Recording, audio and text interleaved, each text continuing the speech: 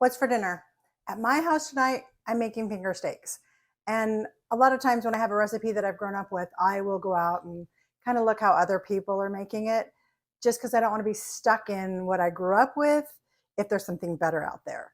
But doing my research, I found that finger steaks are an Idaho thing.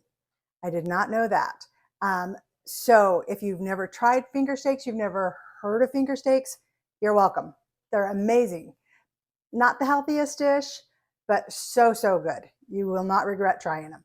So first thing I do is the night before I make what I call a buttermilk marinade. This is 2 cups of buttermilk, a teaspoon of salt, teaspoon of onion powder, teaspoon of garlic, and a teaspoon of black pepper. And I just cut my meat. I do strips, you can do cubes. My mom always did cubes. I like the strips better. Just do, cut your meat up, and you do want a tender cut of meat. I do petite sirloin.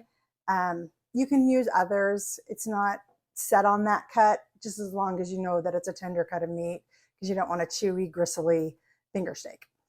So soak these overnight. They smelled so good when I took the lid off this morning. The next thing I'm going to do is, this is 2 cups of flour. I'm going to add to that, I've got a teaspoon of paprika, a teaspoon of salt, a teaspoon of pepper, a teaspoon of onion, and a teaspoon of garlic. So it's the same ingredients plus paprika goes into your dry. And I do have my pan heating. This is a shallow fry.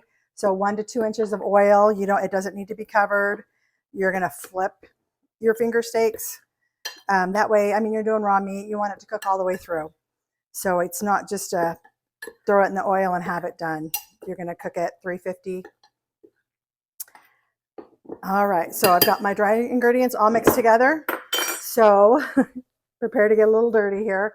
You take it out of the wet, shake off the excess, throw it in the dry. Use one hand, you can keep one clean. Now it's going to go back into the wet,